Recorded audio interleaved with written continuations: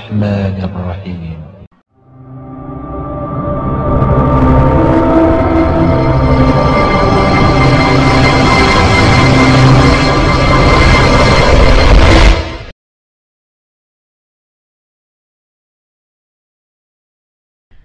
Assalamualaikum warahmatullahi taala wabarakatuh. Anak-anak 5 Ibn Sina, kaifa halukum?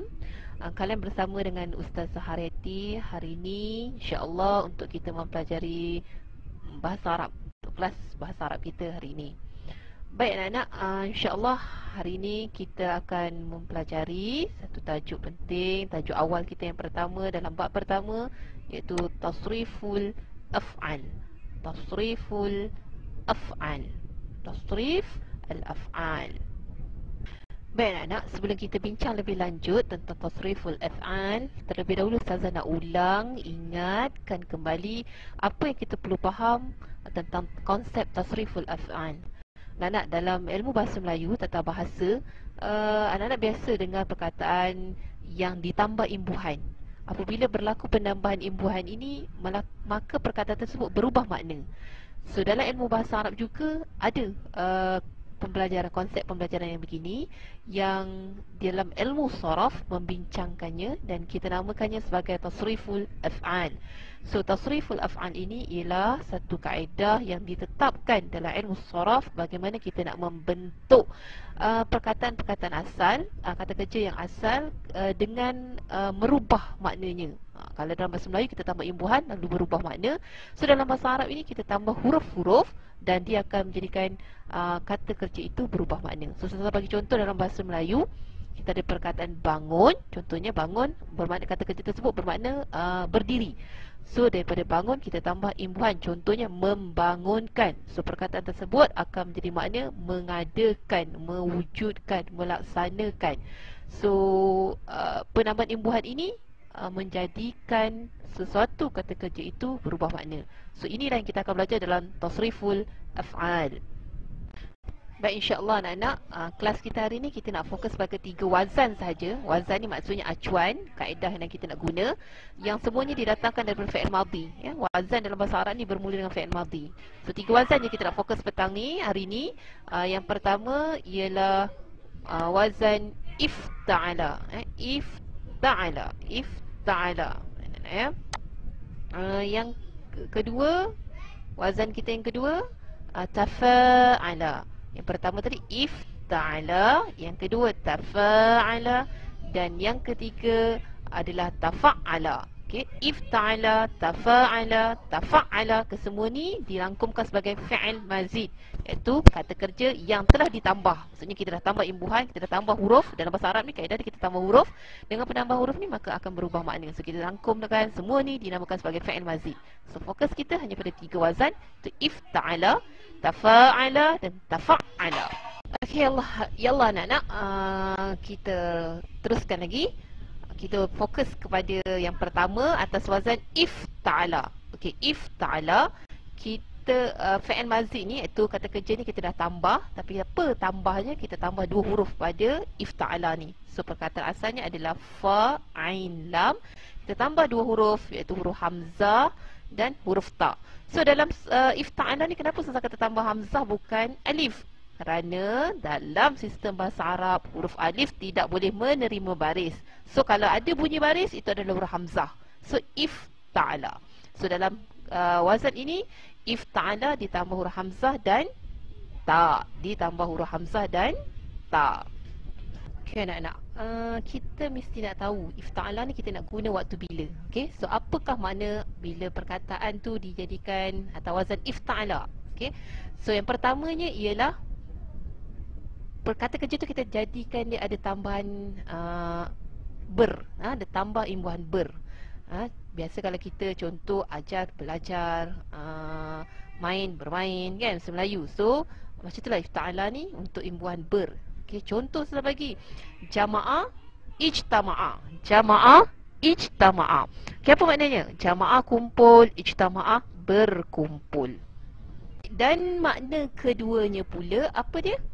Anak-anak, makna kedua bagi ifta'ala ialah menunjukkan bersungguh-sungguh perbuatan itu dilakukan ataupun melampau ia dilakukan. ya. Contohnya ialah jahada, ijtahada, hamala, ihtamala. Jahada, ijtahada, word asalnya jahada, kita tambahkan di atas ifta'ala, ijtahada, hamala, ihtamala. Apa maknanya? Usaha, jahada usaha, kita tambah jadi berusaha bersungguh-sungguh. Bawa, bawa sungguh-sungguh jadi menanggung, melampau bawa kan, menyagi jadi menanggung, memikul. Okey.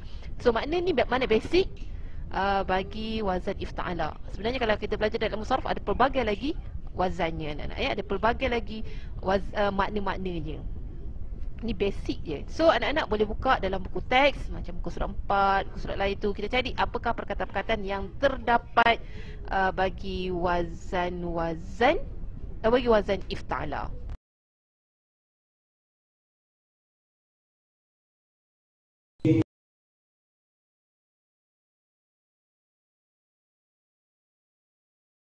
Alhamdulillah, kita dah selesai untuk apa tadi? Ifta'ala. Baik anak-anak, sekarang kita pergi kepada wazan tafa'ala pula.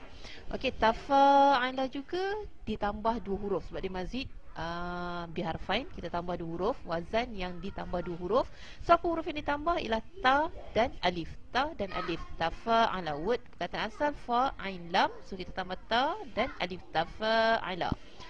So sebelum kita pergi bincang contoh-contoh lebih, kita tengok apa makna asas, makna yang paling glamour, yang masyhur, yang diguna pakai untuk wazan tafa'ala.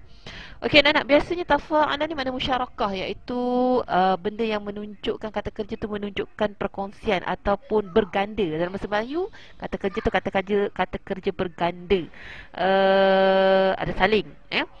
Contoh tolong, tolong, menolong, bantu, membantu, tu dalam bahasa Melayu. So wazan kat sinilah tafa'ala.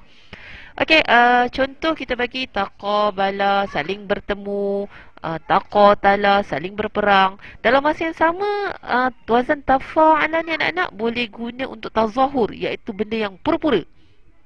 Buat lebih kan, mengada sikit. Okey, contoh jahala jadi tajahala, pura-pura jahil, pura-pura tak tahu. Tanasa, nasia, lupa, pura-pura lupa. Okey, so ni makna basic lah anak-anak, makna basic bagi wazan tafa'ala lazimnya digunakan untuk kata kerja yang berganda ataupun saling, ya, tolong menolong, bantu membantu, ataupun makna yang benda tu pura-pura kita buat. Okey anak-anak, cuba kita tengok dalam buku teks, terutamanya di muka surat 7 untuk contoh-contoh lah kata kerja bagi tafa'ala ni. Contohnya ada perkataan tasamaha, samaha, tolak saling bertolak ansur, bekerjasama, kan. Arafa, tahu, ta'arafa, saling tahu, berkenalan, tahu, saling tahu, jahula, lupa, tajahala, saling pura-pura lupa, pura-pura jahil, maaf, pura-pura tak tahu, saja-saja buat-buat tak tahu. Inilah boleh guna wazan ni. Kasula, malas, saja-saja malas, pura-pura malas, malas over ni saja buat. Takasala, kita guna ni, contoh-contoh ada dalam buku teks lah perkataan-perkataan ini.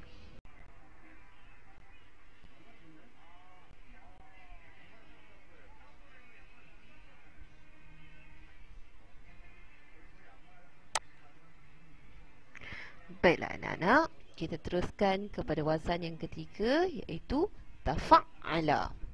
Okey, tafa'ala ditambah 2 huruf juga, iaitu ta dan bergandanya huruf ain. Maksudnya huruf yang pada kedudukan ain tu ada 2 kali. So dalam kaedah bahasa Arab dia tak tulis 2 kali, tapi diletakkan tanda syaddah. Okey, tafa'ala. Okey, so apa fungsi tafa'ala ni? Bermakna kita nak guna antaranya untuk menunjukkan takalluf, iaitu menunjukkan sikap. Contohnya berani, syajua, kita nak menunjukkan memberanikan. So tasyajja'a, seolah-olah imbuhan kat sini adalah imbuhan yang kita tambah imbuhan me dan kan, me atau mekan dan sebagainya. Okey, yang kedua ittikhaz, iaitu kita menjadikannya dengan bantal, berbantal, baju, berbaju. Okey, wasada, tawassada. Okey, Ataupun tafa'ala ni untuk menunjukkan makna yang berulang-ulang perbuatan tu dilakukan. Bukan berulang-ulang, sorry. Dia dilakukan secara sedikit demi sedikit. Perbuatan yang dilakukan sedikit demi sedikit. Pengulangan perbuatan yang sedikit demi sedikit. Contohnya, fahimah faham. Tapi kalau kita nak cakap kita faham sikit demi sikit, so kita gunalah tafahama. Okey. Begitu juga perkataan tafa'ala ni kita gunakan untuk menunjukkan dia dah kata kerja tu dah datang atas wazan fa'ala. So kita nak tukar lagi, tambahkan lagi dengan guna wazan tafa'ala. Contohnya allama, mengajar, tapi itu dari satu pihak. Bagaimana pula kalau pihak yang belajar? So kita jadikanlah allama tadi jadi ta'allama. Okey. Baik anak-anak, sebelum kita habiskan kelas kita hari ini, so kita lihat bagaimana tiga wazan ini, iaitu ifta'ala, tafa'ala dan tafa'ala ini kita nak bentukkan dia daripada fi'il madhi kepada mudhari' dan amar.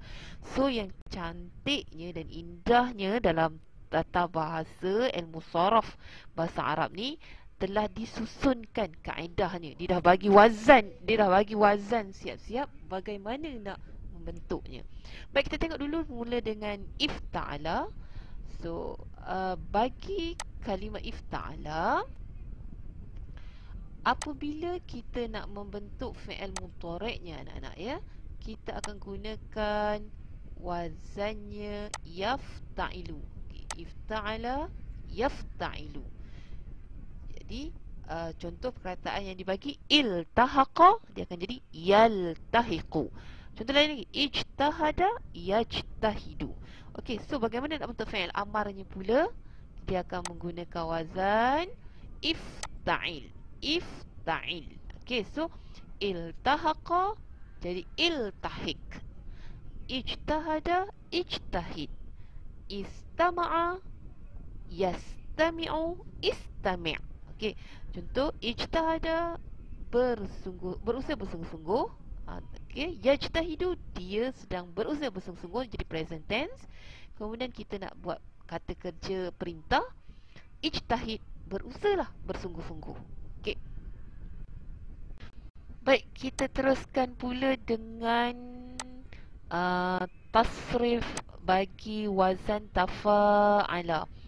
Okey anak-anak, wazan tafa'ala ini, okey, kalau kita nak bentukkan fi'il mudhari'nya, okey, dalam bahasa Arab ni kaedah dia mesti bermula dengan fi'il madhi. So tafa'ala, so bila kita nak bentukkan fi'il mudhari'nya kena guna wazan yatafa'alu. Tafa'ala yatafa'alu. So contoh dia bagi ta'arafa, jadilah yata'arafu. Contoh lain, tajahada yatajahadu. Taqabala yataqabalu. Baik, untuk membentuk pula tasrif bagi fi'il amar untuk wazan tafa'ala, so dia akan guna tafa'al. Apa nak? Tafa'al ya, tafa'al. So tafa'ala yatafa'alu tafa'al. Ta'arafa yata'arafu ta'araf. Taqabala yataqabalu taqabal. And the last, kita tengok untuk wazan tafa'ala. Okay, tafa'ala ni kita nak bina, kata dia daripada fi'il madhi dia, kita nak binakan fi'il mudhari'nya. Ya, kita gunakan yatafa'alu. Yatafa'ala yatafa'alu. Okey, contoh tasallama yatasallamu. Baik, fi'il amarnya pula tafa'al.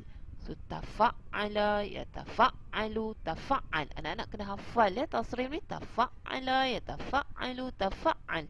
Tasallama yatasallamu tasallam. Ta'allama yata'allamu ta'allam. Okey, kita alhamdulillah kita berjaya habiskan tajuk yang kita nak bincangkan hari ini. So anak-anak, insya-Allah kita akan jumpa lagi untuk kelas yang akan datang. So harapan Saza tinggi, sungguh harapan Saza supaya anak-anak membuat ulang kaji semula, membuat catatan, buat nota dan menyemak apa yang telah dipelajari hari ini. Cuba cari contoh-contoh perkataan yang menggunakan ketiga-tiga wazan tersebut, sama ada wazan ifta'ala, tafa'ala dan tafa'ala. Okey, insya-Allah kita akan susuli dengan latihan selepasnya nak-nak ya. Okey, jazakumullah khairan katsira wa syukran ala husni istima'ikum. Assalamualaikum warahmatullahi taala wabarakatuh.